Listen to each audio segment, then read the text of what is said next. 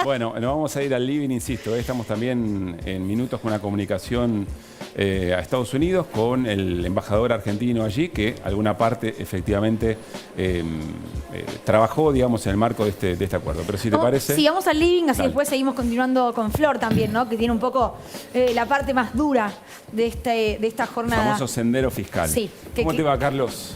Bien, Gracias por venir. gracias a ustedes por invitarme. Primero, ¿vos te considerás, vos sos kirchnerista? ¿Tenés alguna duda? No, bueno, está bien. ¿Viste? Se hablaba recién. ¿Qué Está dije? bien. ¿Está ¿Y bien? por qué? No, porque dijeron que no había hablado ningún kirchnerista y vos hoy diste una nota, por ejemplo. Y Di un también montón de hiciste- notas. hiciste un No hice montón. otra cosa que dar notas. Y Es también un redes día para sociales, dar y también notas. redes sociales. Sí, para dar notas. Ahora, Carlos, recién Jimé daba un poco el panorama en el Congreso, ¿no? Lo que va a ocurrir ahí. Bueno, tu rol va a ser, me parece también más que importante, o al menos tendrás mucho trabajo por delante, ¿no? Sí, pero primero, a ver, hay que esperar que esto que hoy se anunció, que son los lineamientos del acuerdo, se conviertan en los documentos que tendrán que tener la aprobación del directorio del fondo y del Congreso de la Nación. Todo esto que ahora está dado en grandes trazos se tiene que convertir en documentos puntuales donde todo esto está, digamos, con un nivel de detalle y que eso será lo que finalmente se va a aprobar. Yo creo que hoy Guzmán habló de 3 semanas, dijo, o algo por el estilo, de trabajo. Llegar a marzo, al vencimiento de marzo, con esto aprobado en el Con Congreso. esto aprobado, claro. Ese es un poco el esquema de trabajo. Tampoco sé, en este caso, el Ejecutivo tendrá que decidir si es una iniciativa que entra por el Senado o entra por diputados, porque no es un tema impositivo que la ley o la Constitución marca que tiene que ser tratado en diputados. Es una opción que decidirá el Poder Ejecutivo. Yo quería insistir en algunas cosas del acuerdo, porque yo creo que es importantísimo. Por edad, diría que yo he vivido todos los acuerdos del Fondo No, Monetario. todos no. Todos. ¿Todos? Todos. El Fondo Monetario en 1957 creo que fue el primer acuerdo. Eras muy joven, Carlos. No tanto. Pero los he vivido todos. Y todos tuvieron una característica central, que eran programas de ajuste. Y este acuerdo que hoy estamos discutiendo tiene la particularidad de que no es un programa de ajuste, es un programa de refinanciación de una deuda contraída y acordada de pagar en condiciones impagables. Voy a ver si puedo explicar un poquito cómo funciona esto. El Fondo Monetario no da refinanciaciones. En realidad tiene 2 líneas de crédito. Uno que se llama la línea de crédito stand-by, que es la que tomó el gobierno de Mauricio Macri y que hay que devolverla de acá a fin del año que viene. 20.000 millones, ya pagamos 5.000 y pico, 20.000 millones aproximadamente durante el año 2022 y otros cifra equivalente durante el 2023, creo que da algún puchito para el 2024. ¿Qué es lo que se está acordando? Se está acordando un crédito de facilidades extendidas. ¿Qué es un crédito de facilidades extendidas? Bueno, un crédito que tiene otros plazos que los stand-by. ¿Cómo va a funcionar esto? A cada vencimiento que vamos a tener con el fondo nos va a dar un crédito por el monto de ese vencimiento para pagarle al propio fondo. Y se va a ir cancelando el viejo crédito con el nuevo crédito.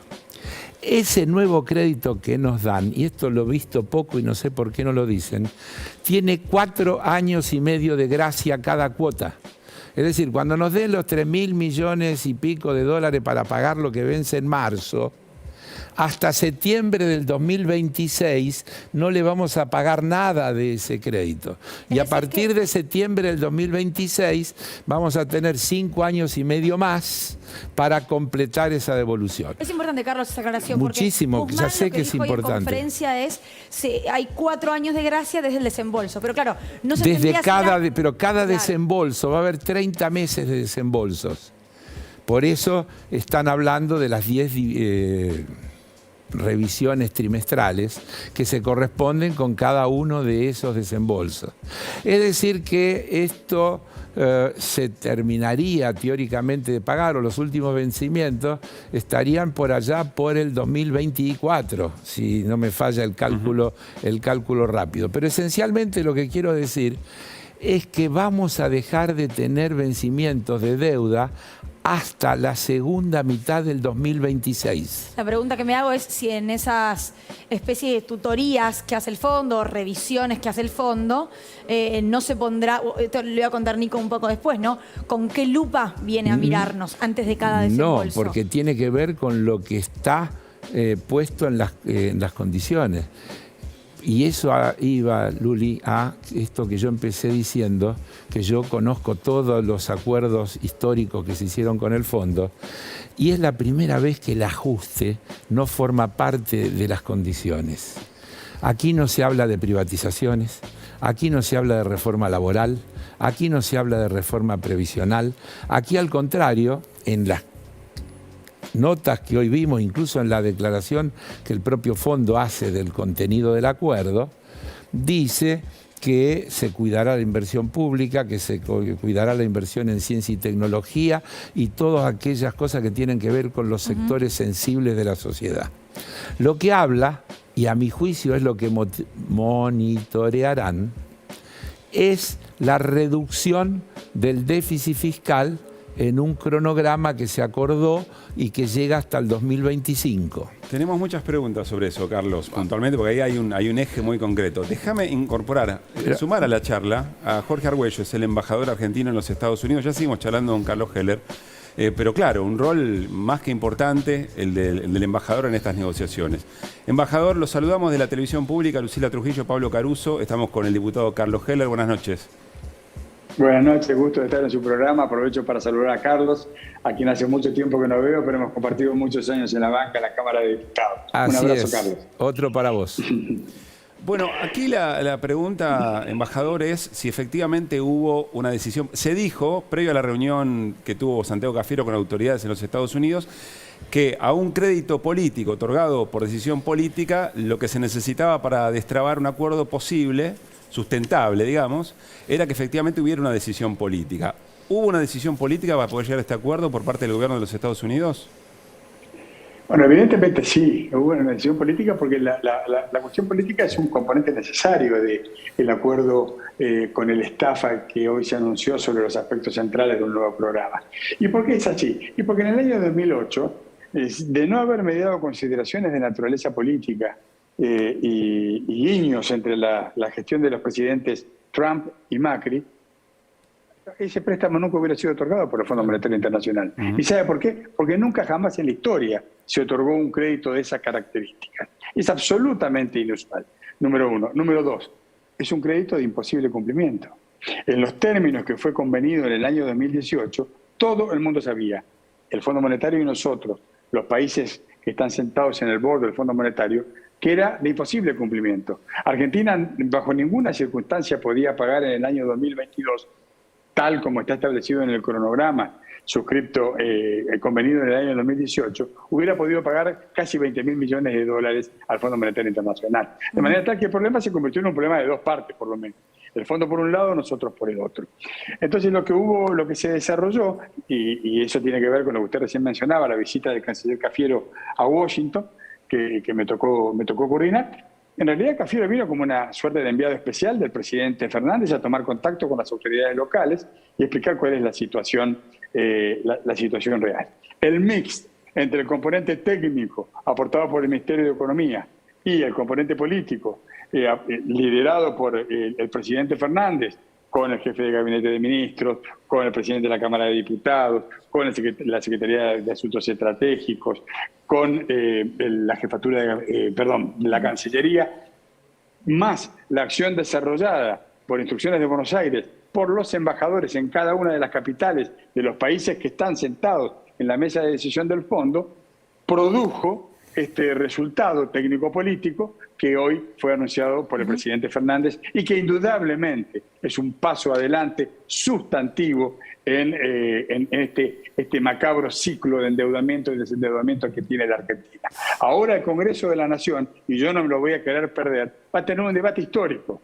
No solo porque se da por primera vez, siempre debió haberse dado, sino porque además cada una de las fuerzas políticas de todo el arco político van a explicarnos cuál es su posición respecto del acuerdo del 2018, cuál es su posición respecto del acuerdo logrado ahora con el staff y cuál es su posición respecto del futuro en el que tendrá que ejecutarse este nuevo programa que, como bien decía recién el diputado Heller, difiere los cumplimientos de capital, los pagos de capital a dentro de 4 años y medio. Una gran oportunidad para continuar el proceso de relanzamiento económico de nuestra economía sin tener que abortarla para poder cumplir con las obligaciones externas.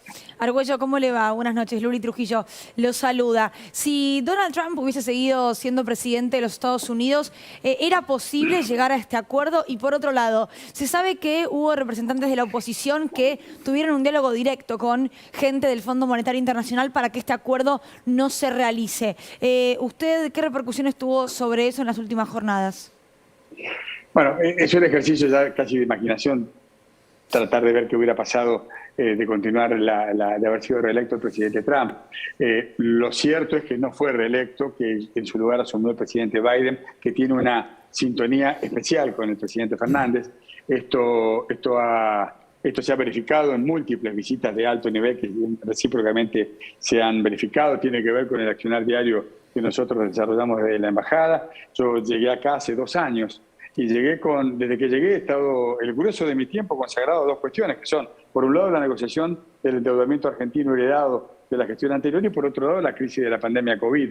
El año pasado transitamos toda la negociación con los bonistas privados exitosamente. Cerramos el año con un acuerdo con un altísimo, casi el 100% de acuerdo con los bonistas privados, pero faltaba lo esencial. Faltaba el endeudamiento de este inédito crédito contraído con el Fondo Monetario Internacional. Hoy, el anuncio del presidente me parece a mí que nos coloca en una situación completamente distinta. La Argentina, a diferencia de este programa que vamos a encarar, si lo comparamos con el programa anterior, el suscrito en el año 2018, tiene una diferencia fundamental. Y yo diría que esa diferencia fundamental está dado que el programa del 2018 ajustaba en la inversión pública. Ustedes saben, la inversión pública tiene un efecto multiplicador sobre todo el ciclo económico. Es decir, al ajustar en la inversión pública lo que hacía era poner en marcha un círculo nefasto, negativo para la economía argentina. Esa es, yo diría, una de las diferencias más entusiasmantes del nuevo programa. Obviamente todos preferiríamos no tener un programa con el fondo. Todos preferiríamos no deber la plata que se debe. Pero la verdad sigue siendo la única realidad. Bien. Hemos heredado un monstruoso crédito y bueno, estamos en esta negociación. Embajador, le pregunta Nico Fiorentino. Nico. Sí, ¿qué tal, embajador? Hoy surgieron versiones de que existía la posibilidad de que después de la gira por Moscú y por Beijing, el presidente Alberto Fernández haga una parada en Washington. ¿Puede confirmar, desmentir esa versión o alentar la incertidumbre? No sé. No tengo ninguna información al respecto. No está dentro de lo programado. Nosotros estamos trabajando, perdón, efectivamente una reunión, una cumbre entre los presidentes Biden y Fernández. Eso está en proceso, pero no tengo nada que aportar. ¿Y fecha, no creo que se verifique. ¿Fecha posible para esa cumbre tampoco? Está en proceso. Hoy, precisamente, después del anuncio del acuerdo con el staff del fondo, hemos retomado esa conversación, así que seguramente la próxima semana tendremos una novedad. Embajador, la última consulta. El ministro de Economía varias veces reiteró en la conferencia de hoy que las negociaciones fueron durísimas, que el Fondo Monetario había exigido lo que históricamente exige en términos de ajuste, reformas estructurales. No dijo específicamente cuáles, pero lo mencionó. Quiero preguntarle, dentro de lo que sepa y pueda compartirnos, si la posibilidad de no pagar los vencimientos, por ejemplo, del día de hoy o algún vencimiento futuro, fue parte de la negociación por parte del gobierno argentino. Esa era una línea roja para el presidente Fernández. Todos los que participamos de una u otra manera en esta negociación teníamos en claro que era una línea que no podíamos cruzar. En la medida en que los términos del acuerdo, los aspectos centrales del acuerdo cerrado con el staff del fondo, limitara, deteriorara o abortara el proceso de recuperación económica de la Argentina, el proceso de crecimiento económico, no iba a haber acuerdo, no se iban a hacer los pagos. ¿Por qué? Por una razón muy sencilla. Queremos romper con este ciclo histórico decadente de deuda y desendeudamiento, deuda y desendeudamiento. Necesitábamos entonces un programa sostenible en el tiempo para poder continuar con el proceso de recuperación de nuestra economía y en ese marco poder cumplir con las obligaciones de plata. Bien. Embajador, muchísimas gracias por este contacto con Desiguales. Yo les agradezco a ustedes y los saludo a todos. Un abrazo especial para Carlos. Gracias. Muy bien. Gracias. Bueno, Carlos, algo sobre lo que charlamos con el embajador y retomamos un poco aquello de la fiscal. Pero está claro, digo, que no hay una diferencia entre lo que él dijo y lo que estábamos explicando reconoció antes. que la posibilidad del no pago estuvo arriba de la mesa. No, porque está diciendo que el pasa no pasa es el ajuste o no ajuste, no el pago no pago. Claro. Es muy importante lo que dijo desde ese punto de vista. La línea roja es, si se pone condiciones que implican ajuste, no hay posibilidad de acuerdo. El acuerdo se da y el pago se da porque se conviene en que no hay ajuste y que hay un sendero fiscal famoso. Ustedes estaban haciendo chistes con el término. Ahora le voy a dar el pasaflor para que me lo explique bien. Es sencillísimo. Es en qué periodo la Argentina va a dejar de tener déficit fiscal. El fondo quería que sean 2 años. Entre el 2022 y el 2023, la Argentina planteaba que sea un sendero más largo hasta el 2027. Finalmente se acordó hasta el 2026. 25. Flor. 25. Ese es el tema de lo que se discutía respecto del sendero fiscal. Está clara la diferencia que hay en tener que en 2 años reducir el déficit fiscal o hacerlo en 4 o 5 años. Acá quiero decir una cosa que Caruso, que tiene antecedente de dialogar conmigo, sabe que lo digo siempre. Yo y muchos de nosotros no somos hinchas del déficit fiscal. El déficit fiscal no es una virtud. El problema de la discusión que está planteada es que los que viven abogando por la eliminación del déficit fiscal normalmente son los mismos que quieren disminuir impuestos. Dicen, hay que bajar los impuestos, eliminar las retenciones, hacer esto, hacer aquello, y eliminar el déficit fiscal. Y hay que decirles que la contabilidad no es creativa en tal dimensión. Si del lado del activo tengo que achicar del otro. Entonces lo que ellos están ocultando con ese palabrerío es que lo que quieren hacer es recortar los gastos. Algunos son sinceros. Por ejemplo, Milei dice que hay que suprimir el Estado. Hay que eliminar el Estado. Lo dice así. Esper dice alguna cosa más o menos parecida y después algunos de cambio son un poco más sofisticados, hablan del gasto improductivo. Hoy Mario Negri dijo, vamos a ver la letra chica, pero nosotros tenemos un acuerdo que es no subir impuestos. Claro, claro. De cualquier manera, lo que hay que tener en cuenta es que la Argentina está analizando, en primer lugar, no es lo que va a hacer subiendo impuestos, sino lo que va a hacer recaudando más por vía del crecimiento de la economía. El 2021, según el Fondo Monetario y el Banco Mundial, la Argentina iba a crecer el 4,5%. Termina creciendo 10 y pico. Algunos ya están hablando de 10,5, cosas por el estilo. Por lo tanto, los ingresos fiscales son mucho mayores. Y por lo tanto, vos podés tener un sendero fiscal de achicamiento del déficit sin necesidad de recortar el gasto. Aún aumentando el gasto, vos podés tener aumento del gasto y disminución del déficit fiscal, que es una cuenta virtuosa. Me permito decir otra cosa. Si pudiéramos cerrar todas las filtraciones fiscales que tenemos por vía de la evasión, la elusión, etcétera, tenemos mucho más que lo que se quiere recomponer el sendero fiscal. Bueno, Carlos, hoy el ministro Guzmán dijo textual, hay que fortalecer la administración tributaria para luchar contra la evasión y el lavado de dinero. Esto no lo digo yo, lo dijo Guzmán hoy en conferencia. Le voy a dar la palabra a Flor, que tiene un par de placas con respecto a esto que estás mencionando. Flor. Sí, así es, como para ver esto del sendero fiscal. fiscal en números y en un gráfico muy sencillo que te muestra, allí lo vemos.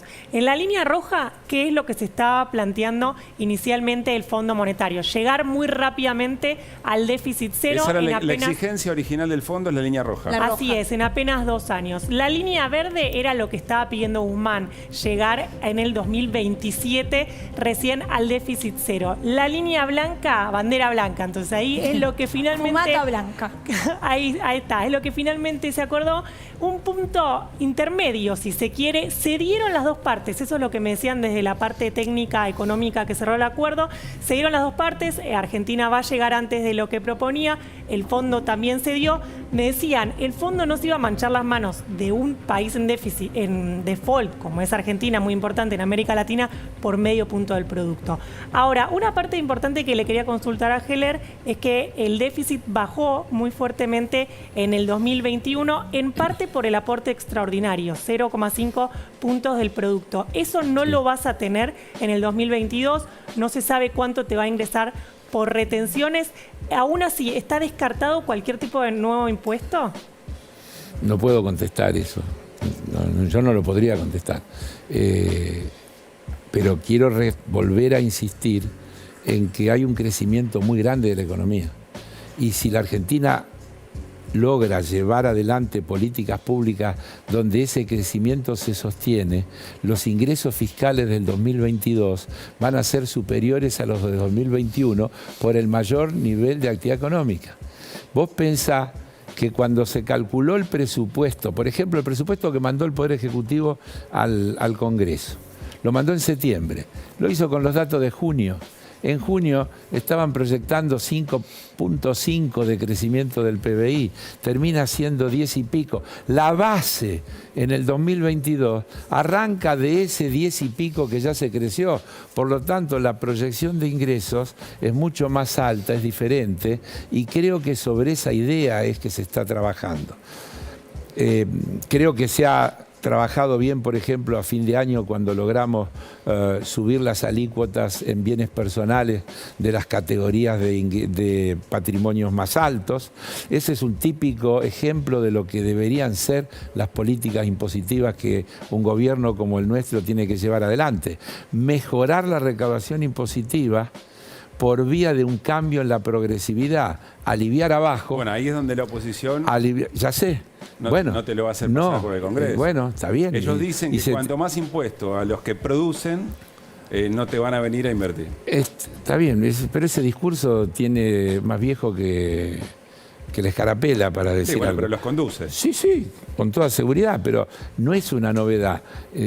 También me lo escuchaste decir infinidad de veces. Los legisladores del Tea Party juran, en el juramento, juran que jamás votarán una ley que implique un aumento de un impuesto o el aumento de una alícuota. Es decir, es una cuestión básica de su pensamiento ideológico.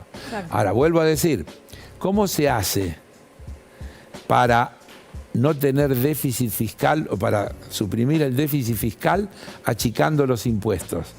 Recortando los gastos, no hay otra manera. Es la misma discusión que está planteada hoy en los Estados Unidos, entre los demócratas y los republicanos, con todas las leyes de fomento que se quieren llevar adelante y que los republicanos se niegan a apoyar, con los mismos argumentos que cambiemos acá en la Argentina. No hay ninguna novedad, esa es una discusión universal. Por algo se llevaron también en 2018. Pero ¿no? claro, nada es casualidad. Así es, pero es una discusión, digamos, universal, está planteada en todo el mundo. A ver. El mundo hoy, el otro día, ayer, anteayer, informe de la CEPAL. América Latina y el Caribe, para que no parezca, no, los argentinos, porque acá le cobran mucho y la gente lleva la plata.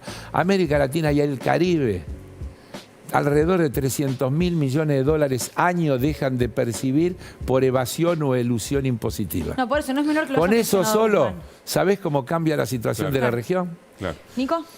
Sí, lo escuché esta tarde al diputado hablar sobre algo que figura en el comunicado del FMI, pero no formó parte de, o al menos que yo recuerde, de la declaración de Guzmán, que era que parte del acuerdo es la reducción progresiva de los subsidios a la energía, a las tarifas. Y yo lo escuché esta tarde, diputado, hablar de la posibilidad de una segmentación que incluya establecer algunas variables como metros cuadrados, como ingresos, como el consumo. Quería saber si esas variables que dio forman parte de la segmentación que está estudiando el gobierno. ¿Se pusieron un spoiler o una idea propia? No, a ver, son las dos, una mezcla de las dos cosas. Que el gobierno está a punto de poner en práctica una segmentación, está en todos lados, no hace falta. Están hablando de que... Está en todos lados hace como 2 años igual, que está a punto de meter... Sí, porque es complejo. Yo por lo que conozco, en este caso lo que se está hablando es de una segmentación por valor del metro cuadrado de la propiedad. Sí, Es decir, que las propiedades que valgan más que X dólares el metro cuadrado van a dejar de tener subsidio. La idea va, pero lo que vale es la idea básica, después podemos discutir un montón. Yo estoy de acuerdo con esa idea. Y el gobierno también está de acuerdo con esa idea. El subsidio es un instrumento que tiene el Estado para ayudar a los que necesitan. No hay por qué. Yo digo, me voy a poner en primera persona. Yo no tengo por qué tener subsidio a la energía que consumo. Tengo que pagar el costo pleno. Podríamos tener otra discusión que es mucho más de fondo. Si los servicios públicos deben ser empresas comerciales con fines de lucro o deben ser empresas de servicio que satisfagan necesidades concretas. Porque esta es una contradicción básica que heredamos de los 90. Hasta los 90 los servicios públicos los daba el Estado, con la idea de que un servicio público esencial, que en la práctica es un derecho humano, tener agua, tener electricidad o tener gas, no puede estar explotado por una empresa cuyo objetivo es la maximización de la utilidad. Hay una contradicción que se ha venido resolviendo con el subsidio, que es un paliativo en el cual el Estado se hace cargo de una parte de ese costo para que los que no pueden pagar no se queden sin el servicio. Porque si fuera un hecho de mercado, los que no pueden pagar se quedarían sin gas o se quedarían sin luz.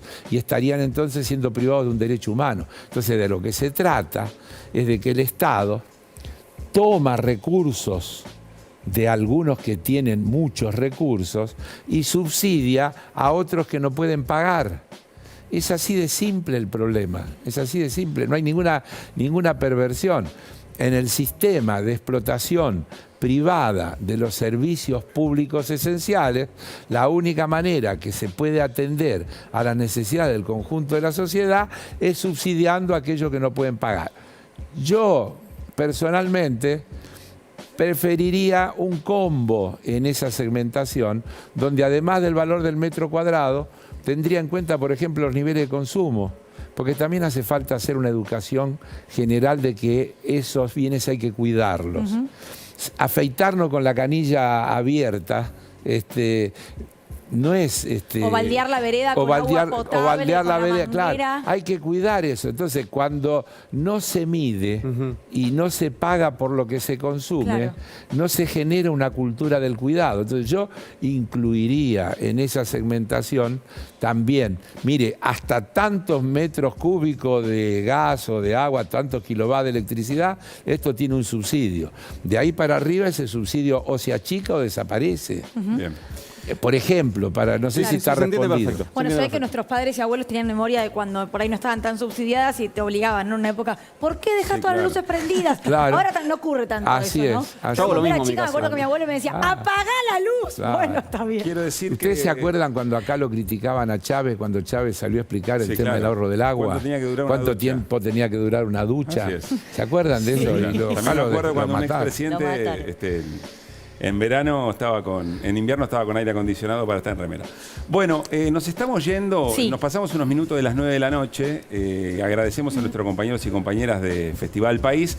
Programa especial, también las autoridades del canal, para dar testimonio, digamos, de Desiguales, en una jornada tan importante. Tengo una última pregunta, Carlos, lo más breve que puedas. No. Listo, ya está. Chao, Caruso, nos están Dejamos echando. hacer la Pero pregunta. nos están Ya sé, echando en ya sé, serio. un minutito No, más. pero que no le importa, chicos, no le importa Un minutito nada. más. O sea, yo no me voy a ¿Qué hacer le cargo de decís- esto. ¿Qué le decís a la militancia del Frente de Todos que siente que con este acuerdo hay una entrega de soberanía o no está de acuerdo? No. Este es el mejor acuerdo posible. Yo hoy lo dije, escribí un hilo de tweet donde dije, acá no hay nada para festejar.